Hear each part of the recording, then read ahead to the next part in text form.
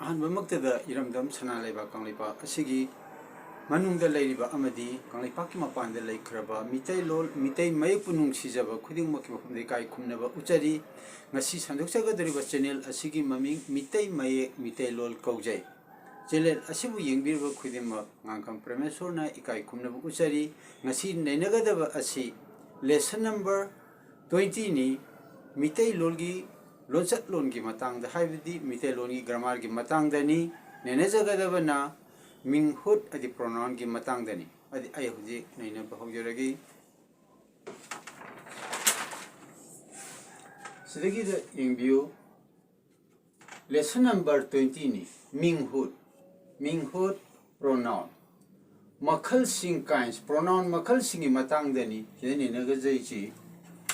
pronoun ꯃꯈꯜꯁꯤꯡ ꯑꯁꯤ ꯃꯈꯜ ꯌꯥꯝꯅ ꯂꯩꯈ꯭ꯔꯦ ꯁꯤꯗꯩꯗ ꯌꯥꯎꯗꯕꯁꯨ ꯌꯥꯎꯔꯤ ꯑꯗꯨꯕꯨ ꯃꯔꯨ ꯑꯣꯏꯅ 미암나 까만 오이나 카이독리바 프로나운 마칼싱어도 밍훗기 마땅 아도 내내자바니 한바다 미훗 밍훗 마시부 카리코 하바다 잉글리시다 personal pronoun 마이 쿠담디 아이 낭 마하 I you he 하이버싱어시나 personal pronoun की खुदम सिंगनी हाइबदी मीहुट मिंगहुट की खुदम सिंगनी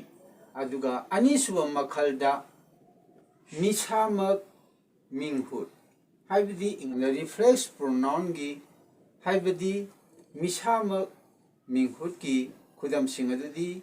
इसामक नसामक मसामक इंग्लिश दा हायगा myself yourself himself हाइबसिंगसिना रिफ्लेक्सिव प्रोनाउन की खुदमनी अहुमसुबदा थिंदुना ताकपा मिंगहुट इंग्लिश दा हायगा demonstrative pronoun as demonstrative pronoun asigi हाइबदी थिंदुना ताकपा मिंगहुट की खुदम सिंगदी मसी मधु इंग्लिश दा हायगा this that मथंगदा मरी सुबदा वाहंग खांगनबा मिंगहुट इंग्लिश दा इंटरोगेटिव प्रोनाउन माई खुदम दी इंटरोगेटिव प्रोनाउन की खुदम हाइबदी वाहंग खांगनबा मिंगहुट की खुदम सिंगदी काना करी हु व्हाट मथंगदा मंगा सुबदा मिंगहुट की मखलसी करिनो हाइबदा मरी खांगनबा मिंगहुट इंग्लिश दा हायगा रिलेटिव प्रोनाउन खुदम दा करम्बा मधु which that मथंगदा तरुसुबा मिंगहुट की खुदम मागी मखलदा तोंगाना खाइदोपा मिंगहुट डिस्ट्रीब्यूटिव प्रोनाउन डिस्ट्रीब्यूटिव प्रोनाउन की डिस्ट्रीब्यूटिव प्रोनाउन की खुदम सिंग अदुदी हाइबदी तोंगाना खाइदोपा मिंगहुट की खुदम सिंग अदुदी करी करीनो हाइबदा खुदिंगमक is अनीगी मरक्ता अमा either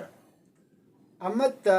नतबा neither हाइबसिंग असिना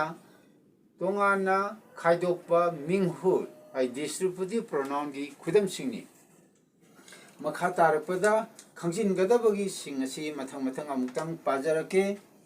कोइना मसि नैनजब मतमदा खंजिनगदब हाइबसिसु यामना मरु ओय मरमदी मसिना अवाट अप कया अदि मिंगहुट सिगी मखल सिंग असि नैनरबता हेने नुंगाइनबा हाइजबनी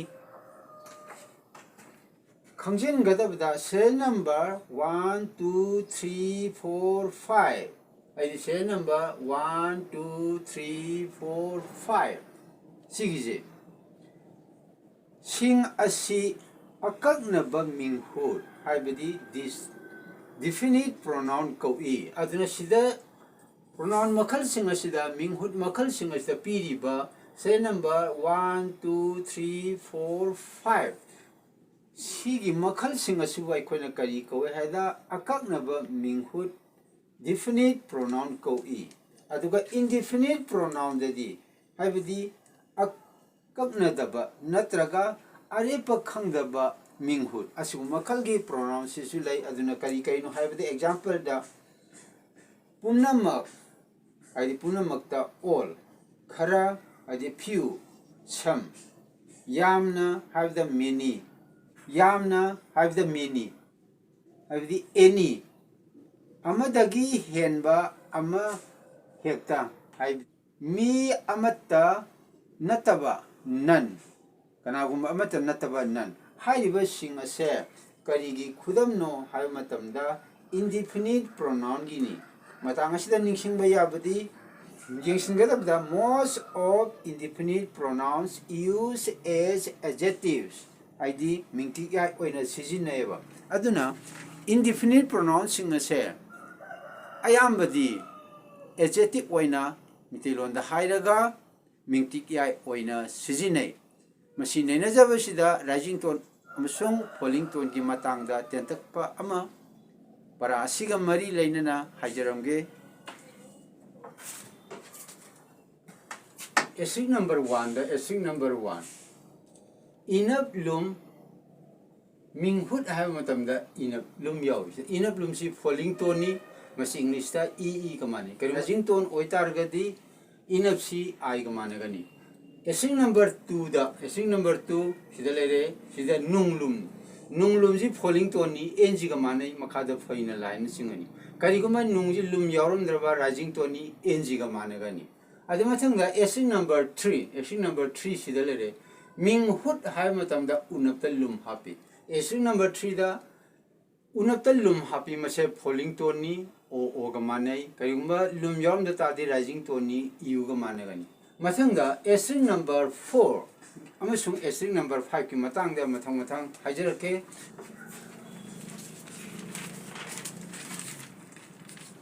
essay number 4 da khangnaba essay number 4 sida khangnaba hai bisida bada atap tapi aduna bada atap tapa asina ba lonsum nate khangali ana bada atap tapasina baji lonsum nate khangaleba sigi waiji farku matamda khangna ba haibadi khonto ahumni khontoki khujing ahumni sida leje khangna ba aduna baji karigumba atap yawrum da taragadi khang nak ane sumaina loishin giba yai haibadi sumaina pa giba su yai maram aduna baji lonsum nate khangna gidamakta bada atap tapi adu khontoki khujing ahumda khangna ba hane sumaina pagani mathangda essay number 5 ta khangdaba essay number 5 ta khangdaba sigisu sab manai khangdaba means ba is not lonsum khangdaba haibu sidida ba je lonsum nati haiba khangali maram aduna sidida ba sidida atap tapi ngasigi oinadi MEETEILOL gi lonchat lon nainaba haidi MEETEILOL gi grammar nainabada haibadi pronoun ki matangda Minghoot ki matangda loijaba matang asida loijare yengbireba punumopu compromise nei kai khumna uchari channel asigi maming mitei mayek MEETEILOL kojai channel asibu ahan ba yengba oibiragadi channel asi subscribe tobiu like tobi amsong comment kaya pibira u lol mayek sakhalhanbada mateng pangminasi punumopu kai khumna uchari mathangi upload tabu matamda aikoi puna amuk unaminasi